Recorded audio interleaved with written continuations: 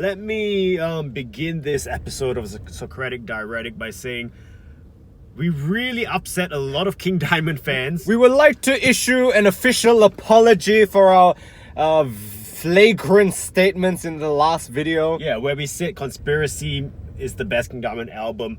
No, because we have just heard Abigail, I know you're in control of her brain. Abigail. Miriam, Can you hear me? But besides the point, right? Look, we're not, I think, to be really fair, because we heard Abigail, a few times already, but I think we really took the time. We thought King Diamond is deserving of your full, unadulterated, undistracted attention. Yep. We really gave it a proper listen, and I think we've determined, and there were people who, commented and saying things like, you got to listen to them as well. And we thought, you know what? I think it's only fair we listen to all these 3 albums, these really highly contested best albums, before we really try and make our own opinion. But I don't think we can confidently say that Conspiracy is the best. It's not the worst. Oh, hell no. No. It's an amazing album, but my God, Abigail is amazing. It is really something else. Like, look, I've got my own things like this. Look, there's 100% things that I still love about the Conspiracy album, but can I just say that the Abigail album is, like, it really demonstrates King Diamond as a, I'll put the statement out there, King Diamond is the best rock metal vocalist that has ever existed. The shit, he's a vocal acrobat, I tell you. Could he be the best vocalist of all time?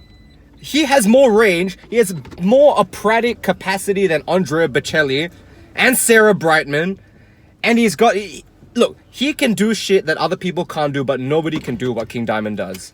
You know, the thing about King Diamond is that in this horror music genre, a lot of bands, they try to do it, and it does come across a little bit campy and like a bit... Lordi.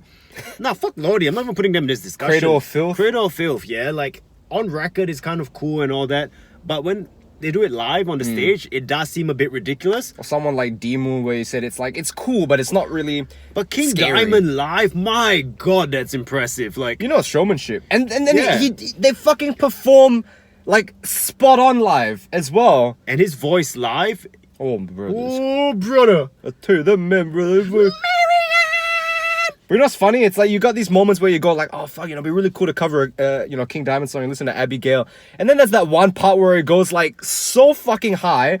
Remind you, it goes so fucking high with vibrato, and then he also adds elements of he's doing these fucking tonal bends at that level. Like, brother, that's crazy, brother. You can't do that shit. I find Abigail and it's really, in many ways, very prog. I'd say the second half gets more prog. The first half definitely sticks to more conventional. Black Horseman is... Can I just state, I know the song Abigail is a fan favorite. My personal favorite is, the 7th day of July, 1777. Ooh, Brother, that... I'm a sucker for those clean tone, Yes. guitar picking openings, and then it gets, oh, brother, those solos. Oh, brother, those solos. But I'm gonna make a mention to A Mansion in Darkness as well. Like, wow. That kind of really just got... This was, okay... Wait, that's 17th day of July, actually. No, that's the best song. That's also a really amazing song. No, you know what? My very first experience, my first impression of this album, I remember, telling him, I was like, hey, I think it's about time to get onto the Abigail album. And I was working alone in an office space and it was dark and shit. I will say the Abigail album is easily, versus Conspiracy, the scarier album. The vocal shit he was doing, and even when what's that opening song, Funeral? Yeah, oh brother, that is sounds terrifying. Like Gollum before Gollum existed. Oh yeah, I bet you Andy Serkis heard that and he's like, I'm gonna do that, mate. That's a fucking good I'll tell you, voice. if Gollum sounded like that, he would have got the ring. Oh brother, that's terrifying. I tell you, Frodo would just be, oh fuck, take it. I'm not gonna deal with that shit. No, 100%. Like and this is one thing I felt with it, where I'm like, especially the time that they came out, I feel like the Abigail and King Diamond, they somehow managed to create this horror genre of music while simultaneously subverting it. It's got all these elements from that era of like just, good old rock and roll with these really awesome riffs. But then they also had prog elements. And then they've got these horrific elements with the keyboard and the vocals. And we're coming to you really fresh in our minds now because We just heard the listened album to again. it, yeah, from beginning right to the end without interruption. And wow, what a journey! Like people God. should do this more often. Like take time out to buy an album and Yeah. sit down and listen to it from start to finish. Because albums are, and this is whole thing, right? Like, this is why we also review albums, because this was also a time, not that I put a single out and another single out, bastard, like, you know, I mean, you can't really doing that, but that's because we're poor, you know, we can't afford to do that. But albums were Actually, I designed. have put an album out, alright? Okay, no, yeah, you have, right? But no, like, albums are designed, and again, like, even when I listen to that, like, albums really are designed to be a journey, to be an experience. Your artists sequence these songs, and in this case, it's a concept album. The sequence of the songs, listening to everything in its entirety. In a like a TV show kind of thing, like instead of putting a season out, it's like someone just puts out one episode. You can't Yeah, judge exactly. it off one episode. You can have a favorite episode, but Yeah. a TV show, yeah, that's a perfect example, I think, with you know, how songs relate to, you know, the experience. And if Black Horseman was the grand finale, wow! on its own is an interesting song. It's a great song, but again, it's like as a whole, how it all comes together, you know. And I think whether it's a concept album or even something like we talk about Soulworks, Natural Born Chaos, it's not a concept album, but I still feel like there's a whole other experience and encounter you get when you listen to an album start to finish. I think that's is a bit of a dying art with newer bands these days because no one, I guess the trend with writing, even though we're releasing singles with Nation, the difference is that I've already written the album. We're just releasing them as singles because we can't afford to get everything done in the studio at one time. That is very But true. There is a difference when you write things with the intentionality that it's an album. Yeah, you've got in mind an album, and there, you know, there's recurring themes, the sounds, and I just think, and also again, I think the sequence is really important because it's like if you, like I said, with a TV series, you wouldn't watch episode 2 and then 6 and then 4. It's intended, you know, and I think.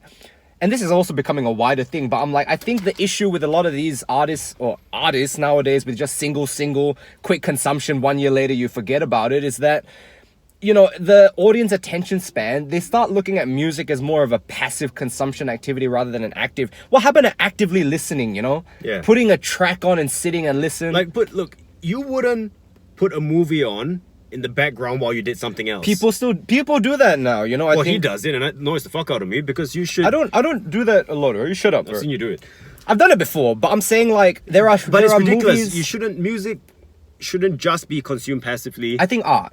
Yeah, I take think art. time to actually play it Well, no, and and- listen to it. There are times when I get, you know, you've got situations like, you know, for example, like when I'm at work, you know, I just wanted something to listen to, but it was a great way to introduce myself to it. But definitely albums like Abigail, Even you a should Conspiracy, take time to listen to it. Scenes of a Memory, Metropolis Part 2, like these are Yeah. things that demand your, and this was great. Think about when this album came out, what, fucking 1982, Abigail? 87? You guys were correct. I think Abigail came out before Conspiracy. Yeah, it did. Conspiracy is like 87, 84. It came out in the 80s, alright? And Yeah. we're still listening today going, what the fuck? Like, timeless, you know, genre defying. Really just a fucking work of art, I tell you. Horribly underrated. I mean, Mm. Andy LaRocque as a guitar player, my god, like... And you said what? It's just two guitars creating this super thick sound. Yeah, like, honestly, these guys are some of the most technically advanced players. Like, a lot of the new school guys, I know I've been shitting a lot on the gent guys, they've got fucking nothing on these Danish guys. There's also this element of like a lot of the new guys, they just don't think about, you know what, King Diamond is so, I never thought Fear could sound so beautiful. Like, beautiful is 100% a word I would use to describe their sound, their melodies. So in closing, we're not going to say, look, end of the day, the big 3 King Diamond albums, I think everyone agrees is them, Abigail, and Conspiracy. We're not going to say our favorite yet because we do want to listen to them again properly. Yeah, I think you always got to make an informed decision, you know? Like, I love But right now, Conspiracy. I'm going to call it Abigail is the better album than Conspiracy. Whew. It's close, but Abigail wins. I honestly, I find it really tough because there's things I like about both of them, you know? Like, I Take really... a stand, woman. What are you going to do? Break your arm? Hurry up. I I really don't know. I just don't know. I find it so hard. I really like different things about both of them. But I very rarely pull it up. I can't remember what I gave Conspiracy, but I will give Abigail the coveted 5 stars. I think I'm gonna have to give it 4.5. Why? Can you improve it? No, Can you improve it, stupid? Okay, my only thing, right, is that I personally lean more towards the more prog Guys, sounding. go to Streamer Show Media to fucking abuse him, alright? Well, go there anyway. I need some views. No, I think Dream Theater's fucked with my ears, and because I've been so inclined to the prog sound, there's that part of Conspiracy that I just, really, really enjoyed. And I thought the first half of Abigail, is a bit more conventional, which is nothing wrong, but that's why the second half fucking 100% won me over. Alright. But yeah, 4.5, 5. Subscribe and follow us and wait for us to do the review of them. And we'll finally announce out of the 3 albums which one we think is the best. And we're probably gonna fight about it. See ya. See ya!